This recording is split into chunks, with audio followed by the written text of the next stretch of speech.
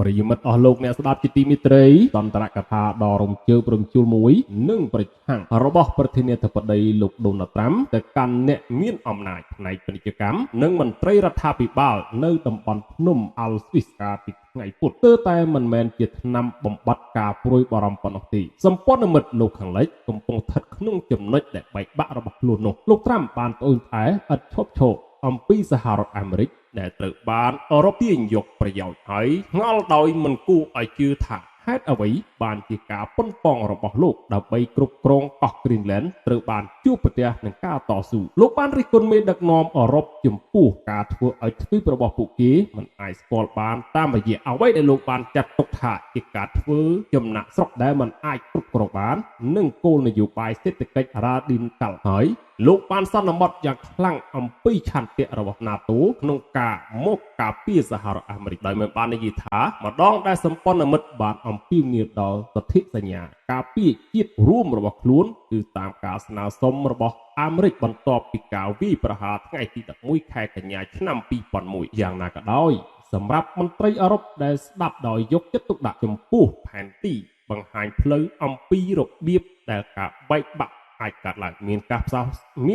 ផ្សាមួយផ្នែកនៅពេលដែលលោកត្រាំបាននិយាយថាលោកនឹងមិនប្រើកម្លាំងដើម្បីយក Greenland នោះទេហើយនោះនៅពេលដែលមានវិបត្តិសម្រាប់ទំនាក់ទំនងឆ្លងមហាសមុទ្រអាត្លង់ទិកគឺជាទ្វីបមួយប៉ុន្មានម៉ោងបន្ទាប់ពីសន្ទរកថារបស់លោកមានដំណឹងល្អសម្រាប់អឺរ៉ុបលោកត្រាំមានប្រសាសន៍ថាលោកបានឈានដល់ក្របខ័ណ្ឌនៃកិច្ចព្រមព្រៀងនាពេលអនាគតលើកោះ Greenland បន្ទាប់ពីកិច្ចប្រជុំជាមួយអគ្គលេខាធិការ NATO ហើយថាពន្ធដែលលោកបានគម្រាមដាក់នៅខែក្រោយត្រូវបានលុបចោលលោកត្រាំបានសរសេរនៅលើ Truth Social ដោយមិនបានផ្ដល់ព័ត៌មានជាក់លាក់ណាមួយអំពីការរៀបចំនេះដំណោះស្រាយនេះប្រសិនបើសម្រេចបាននឹងក្លាយជាដំណោះស្រាយដ៏អស្ចារ្យមួយសម្រាប់សហរដ្ឋអាមេរិកនិងប្រទេស NATO ទាំងអស់នៅពេលសួរដោយ Kitlet Halin របស់ CNN នៅពេលដែលលោកកំពុងចាក់ចេញពីកិច្ចប្រជុំកំពូលថាតើកិច្ចព្រមព្រៀងនេះបានបំពេញបំណងប្រាថ្នារបស់លោកក្នុងការកាន់កាប់កោះ Greenland ដែរឬទេ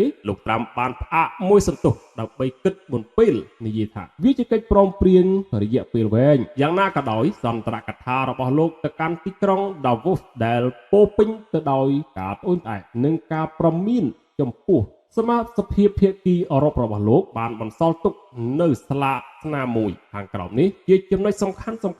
ចំនួន7ការកត់សម្គាល់របស់លោកសម្រាប់មេដឹកនាំអឺរ៉ុបដែលស្ដាប់ដោយអន្តរសាស្ត្រចំពោះការកត់សម្គាល់របស់ប្រធានាធិបតីកោះ Greenland មានពាក្យ1មានពាក្យ4ក្នុងសន្ទរកថាដែលមានវោហារសាស្ត្រដ៏ក្តៅគគុកដែលមានសារៈសំខាន់ខ្ញុំមិនប្រើកម្លាំងទេវាគឺជាសេចក្តីថ្លែងការណ៍ច្បាស់លាស់បំផុតពីលោកត្រាំថាលោកនឹងមិនព្យាយាមដណ្ដើមយក Greenland ដោយប្រើកម្លាំងនយោបាយនោះទេដោយប្រើកម្លាំងយោធានោះទេរហូតមកដល់ថ្ងៃពុធប្រធានាធិបតីបានបដិសេធមិនច្រានចោលវាទេហើយសេតវិមានបាននិយាយថាជំរឿសយោធានៅតែដំណើរការដកវាចេញពី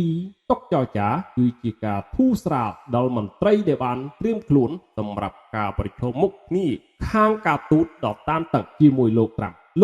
ដើម្បីព្យាយាមទប់ស្កាត់សង្គ្រាមដែលអាចកើតមានទីផ្សារក៏បានឆ្លើយតបជាវិជ្ជមានផងដែរដោយបានងាកឡើងពោះបន្ទាប់ពីការខាតបង់មួយថ្ងៃនៅថ្ងៃអង្គារនោះមិនមែនមានន័យថាអ្វីនឹងងាយស្រួលសម្រាប់ការធ្វើដំណើរទៅមុខនោះទេលោកត្រាំនៅតែទទូចថាលោកនឹងទទួលយកអ្វីដែលតិចជាងកម្មសិទ្ធិពេញលេញរបស់ Greenland ទឹកដីពាក់កណ្ដាលស្វយ័តរបស់ប្រទេសដាណឺម៉ាកលោកត្រាំបាននិយាយថាកោះដ៏ធំសម្បើមដែលគ្មានសុវត្ថិភាពនេះពិតជាផ្នែកមួយនៃអាមេរិកខាងជើងនោះជាទឹកដីរបស់យើងក្នុងការបញ្ជាក់ទៅទៀតថ្មី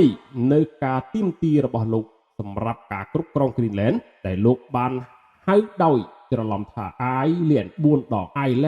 ងលោកត្រាំបានជជែកវែកញែកនៅទីក្រុង Davos ថាមានប្រទេសឬក្រុមប្រទេសណាមួយស្ថិតក្នុងជំហរណាមួយដើម្បីធានា Greenland ក្រៅពីសហរដ្ឋអាមេរិកនោះទេលោកបាននិយាយថាសម្ព័ន្ធមិត្ត NATO ទាំងអស់មានកាតព្វកិច្ចការពារទឹកដីរបស់ពួកគេយើងជាមហាអំណាចមួយ ធំជាងអ្វីដែលមនុស្សយល់ទៅទៀតលោកត្រាំបានបន្តរិះគន់ប្រទេសដាណឺម៉ាកថាមិនដឹងគុណដែលបានបដិសេធមិនព្រមលះបង់ការគ្រប់គ្រងលើកោះ Greenland ដោយអះអាងថាប្រទេសនេះជំពាក់សហរដ្ឋអាមេរិកសម្រាប់ការការពារក្នុងអំឡុងសង្គ្រាមលោកលើកទី2លោកបាននិយាយថាប្រទេសដាណឺម៉ាកបានធ្លាប់ទៅអាល្លឺម៉ង់បន្ទាប់ពីការប្រយុទ្ធគ្នាបានត្រឹមតែ6ម៉ោងប៉ុណ្ណោះហើយมันអាចការពារខ្លួនឬកោះ Greenland បានទាំងស្រុងនោះទេដូច្នេះសហរដ្ឋអាមេរិកត្រូវបង្ខំចិត្តឲ្យយើងបានធ្វើវាដោយសោកស្ដាយចំពោះការសម្រេចចិត្តរបស់សហរដ្ឋអាមេរិកនៅពេលនោះក្នុងការអនុញ្ញាតឲ្យប្រទេសដាណឺម៉ាករក្សាកោះ Greenland ជាទឹកដីមួយលោកបាននិយាយបន្ថែមទៀតថាតើល្ងងប៉ុណ្ណាដែលធ្វើបែបនេះនោះប៉ុន្តែយើងបានធ្វើវាយើងបានប្រគល់វាមកវិញប៉ុន្តែអ្វីដែលគួរឲ្យកត់សម្គាល់គេមិនដឹងគុណប៉ុណ្ណោះឥឡូវនេះលោកត្រាំក៏បានផ្ដោតលើគោលដៅជាច្រើនទៀតទាំងចាស់និងថ្មីដែលនៅចំណុចមួយថែមទាំងបានបន្ទាបបន្ថោកប្រទេសម្ចាស់ផ្ទះស្វីសថាល្អដោយសារតែយើងលោកបានរៀបរាប់អំពីសន្ទរកថាលោកបានរៀបរាប់អំពីការសន្ទនាពីមុនជាមួយមេដឹកនាំស្វីសម្នាក់លើពន្ធគយដោយអួតអាងថាលោកបានសម្រេចចិត្តបង្កើនពន្ធលើប្រទេសនេះបន្តបន្ទាប់បានធ្វើឲ្យខ្ញុំហឹងបានធ្វើឲ្យខ្ញុំខឹងខុសលោកត្រាំបាននិយាយទៅកាន់វងមនុស្សជាច្រើននៅអឺរ៉ុបដែលអង្គុយស្ងៀមដោយភ្ញាក់ផ្អើលថាយើងមានកន្លែងជាច្រើនដូចនេះយើងមានកន្លែងជាច្រើនដូចនេះដែលពួកគេកំពុងប្រាប់ចំណេញដែលពួកគេកំពុងរកប្រាក់ចំណេញដោយសារតែសហរដ្ឋអាមេរិកបើគ្មានសហរដ្ឋអាមេរិកទេពួកគេនឹងមិនរកប្រាក់ចំណេញអ្វីទេស្វីសមិនមែនជាប្រទេស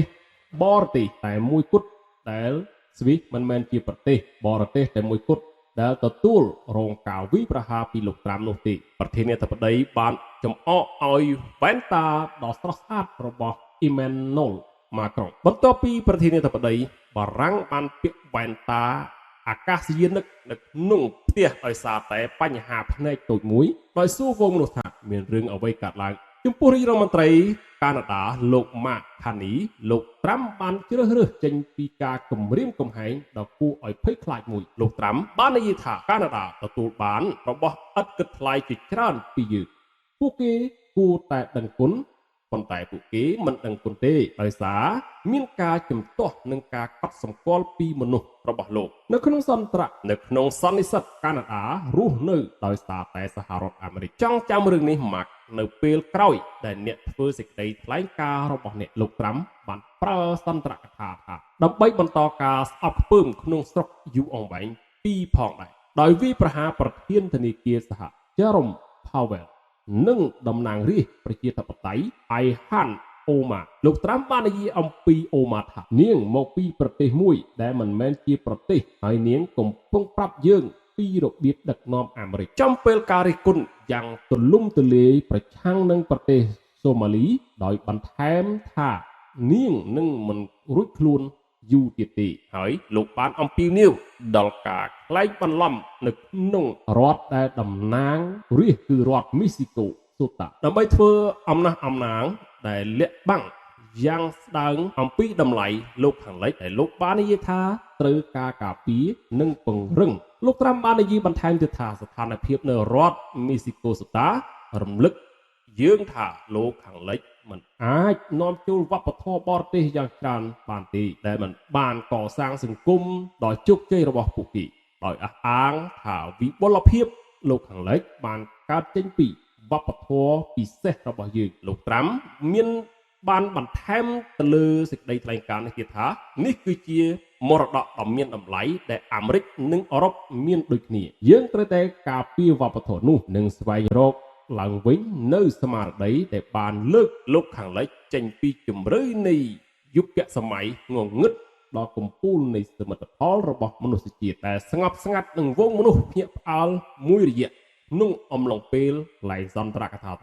របស់លោកត្រាំវងមនុស្សដែលមានកន្លែងឈរតែប៉ុណ្ណោះបានទទួលយកការចំអកផ្ទាល់ខ្លួននិងការនិយាយមិនច្រឡំប្រធានបទរបស់ប្រធានាធិបតីលោកប្រធានាធិបតីដែលហាក់ដូចជាស្ងប់ស្ងាត់ជាមនុស្សបន្ទាប់ពីការហោះហើរដ៏វែងមួយទៅកាន់ប្រទេសស្វីសបានទទួលសំណើចំពោះការត្រូវមួយចំនួននៅក្នុងទស្សនិកជន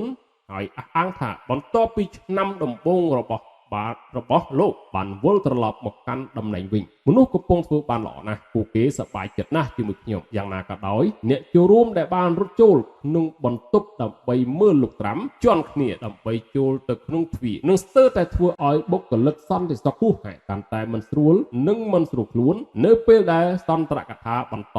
ដោយអង្គុយស្ងៀមស្ងាត់និងផ្ដល់តែការទះដៃអបអរសាទរនៅចុងបញ្ចប់នៃសន្ទរកថាម៉ារ៉ាតុងអំណះអំណាងដ៏វែងរបស់លោកត្រាំសម្រាប់ភាពជាម្ចាស់នៃ Greenland ជាពិសេសបានធ្វើឲ្យទស្សនិកជនមួយចំនួនភ្ញាក់ផ្អើលដែលងក់ក្បាលនិងសើចចំអកដោយមិនជឿខណៈពេលដែលលោកបានមានពិពណ៌នាអំពីទឹកដីនេះជាការទិញយកចាំបាច់និងបានរិះគន់ប្រទេសដាណឺម៉ាកថាមិនដឹងគុណការនិយាយហួសពីការពិតមួយនេះនិងការរិះគន់យ៉ាងខ្លាំងប្រឆាំងនឹងម៉ាស៊ីនកិន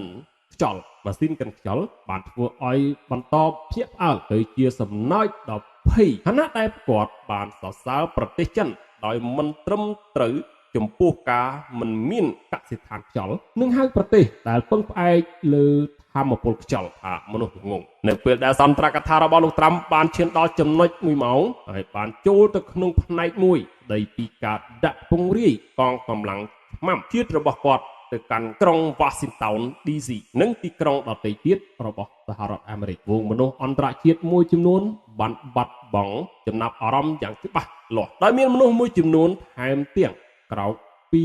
ដំណេកដើម្បីចាក់ចេញមុនម៉ោងទៀតផងលោកត្រាំផ្ដល់ហាក់ដូចជាមានអារម្មណ៍ថាបន្ទាន់ដើម្បីបញ្ចប់នៃចុងបញ្ចប់ដោយបញ្ជាក់ការកត់សម្គាល់របស់លោកដោយកំណត់ចំណាំធម្មតាមួយថាខ្ញុំនឹងជួបអ្នកនៅជុំវិញអឺរ៉ុបមួយដែលគាត់មិនទទួលស្គាល់ប្រសិនបើមានមូលដ្ឋានគ្រឹះនៃសន្ទរកថារយៈពេល1ម៉ោងរបស់លោកហើយវាបានវង្វេងក្នុងទិសដៅជាច្រើនវាគឺជាជំនឿដ៏រឹងមាំមួយដែលថាអឺរ៉ុបនិងមេដឹកនាំរបស់ខ្លួនបានងាកចេញពីផ្លូវយ៉ាងខ្លាំងខណៈពេលដែលលោកត្រាំអះអាងថាស្រឡាញ់ប្រទេស